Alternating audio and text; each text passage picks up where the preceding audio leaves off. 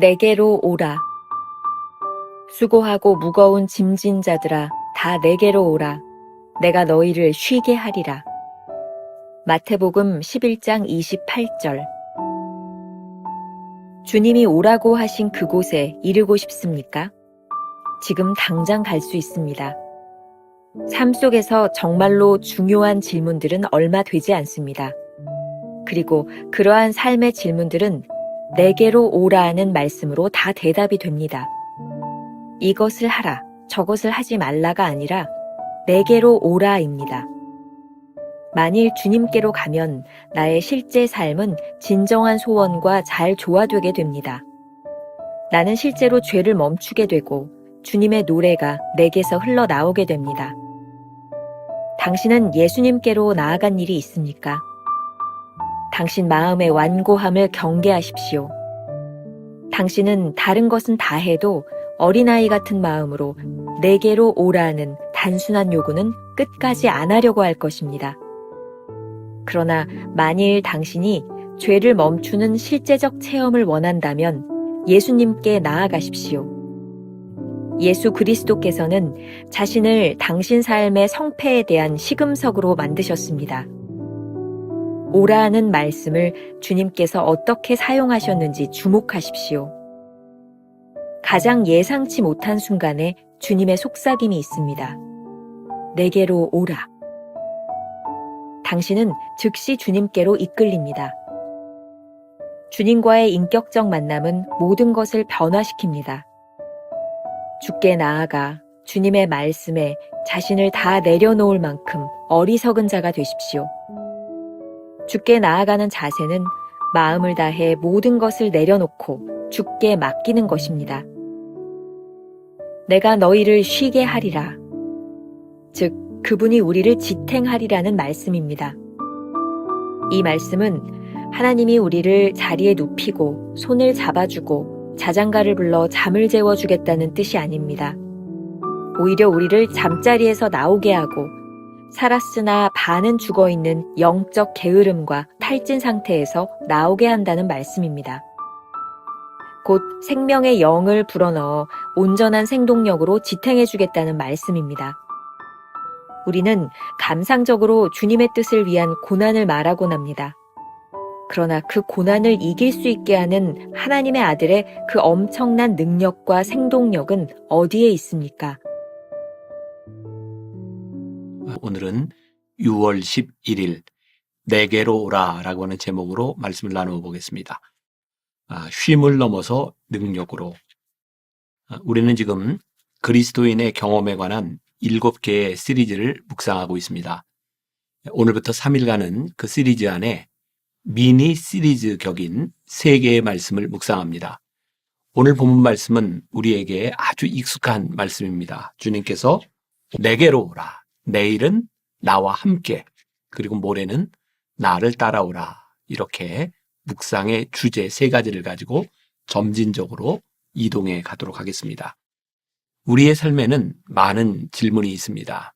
하지만 정작 중요한 질문은 그렇게 많지 않습니다. 주님은 이러한 질문에 대하여 이것을 해라, 저것을 해라 그렇게 말씀하지 않습니다. 단지 내게로 오라고 말씀하실 뿐입니다. 챔버스의 글입니다. 만일 주님께로 가면 나의 실제 삶은 진정한 소원과 잘 조화되게 됩니다.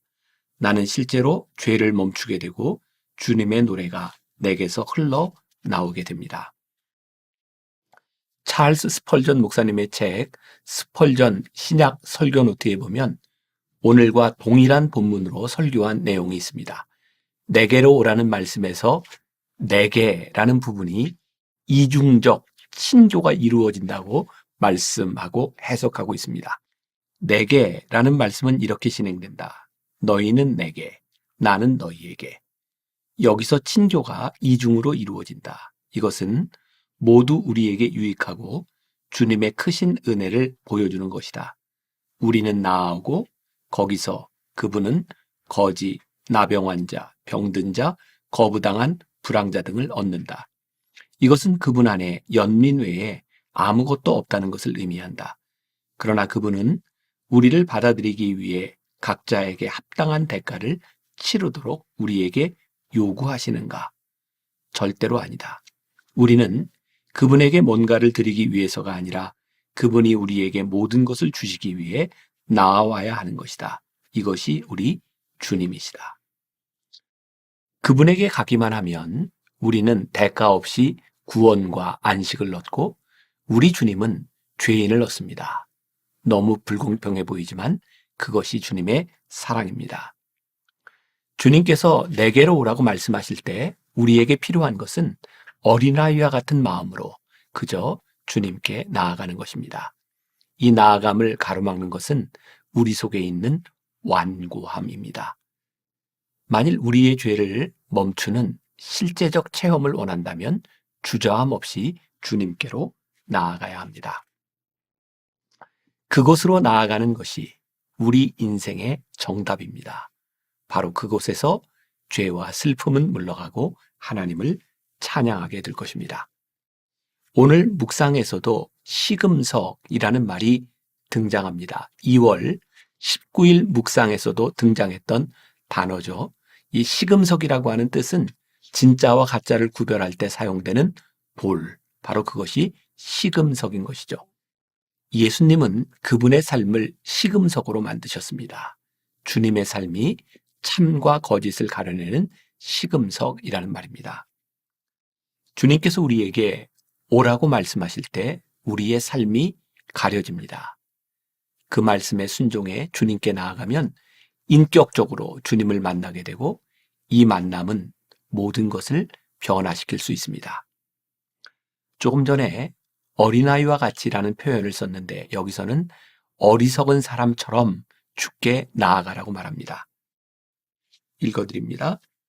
주께 나아가 주님의 말씀에 자신을 다 내려놓을 만큼 어리석은 자가 되십시오. 주께 나아가는 자세는 마음을 다해 모든 것을 내려놓고 주께 맡기는 것입니다. 주님 앞에서는 어리석은 자가 되어도 괜찮습니다. 어린아이와 같은 마음으로 나아가도 괜찮습니다. 이러한 자세야말로 주님께 나아가는 최선의 방법입니다.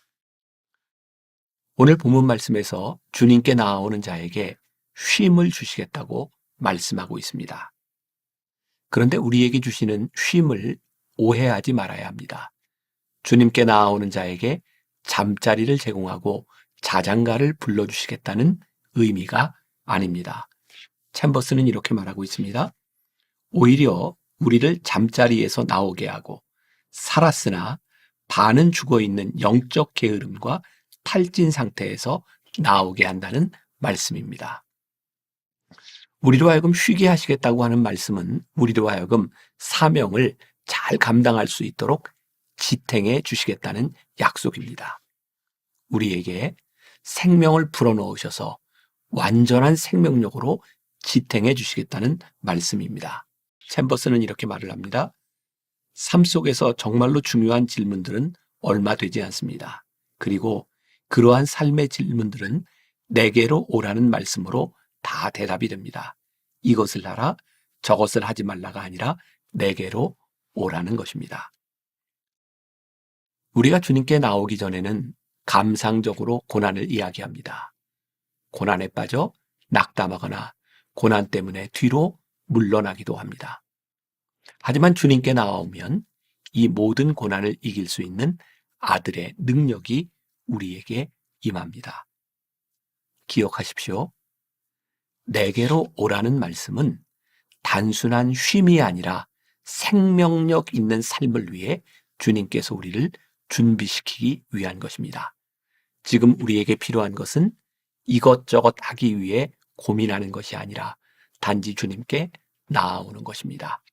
주님께 나아오면 주님이 우리와 함께 어디든 동행하실 것입니다. 그리스도인에게 내게로 오라는 말씀은 어떤 전략보다도 확실하고 적극적인 승리의 비결입니다. 오늘 하루 이런 질문을 가지고 살아봅시다. 당신이 어리석은 자가 되어 어린아이처럼 주님 앞에 내려놓아야 할 짐은 무엇인가요? 기도하겠습니다. 오늘 말씀 주님께서 우리들에게 내게로 오라고 말씀하십니다. 우리들에게 쉼을 주시겠다고 약속하여 주셨습니다. 쉼은 단순히 우리를 편안하게 만드시겠다고 하는 약속이 아니라 우리로 하여금 생명력 있게 살아가도록 만드시겠다고 하는 주님의 약속입니다. 오늘 우리의 삶 가운데서 주님의 약속을 의지하며 담대히 주님께 나아가는 거룩한 백성들이 되게 하여 주옵소서. 우리가 가지고 있는 무거운 짐, 어린아이처럼 주님께 맡길 때 우리를 생명력 있게 바꾸시는 하나님의 은혜를 경험하는 하루가 되게 하여 주옵소서. 예수님의 이름으로 기도했습니다. 아멘.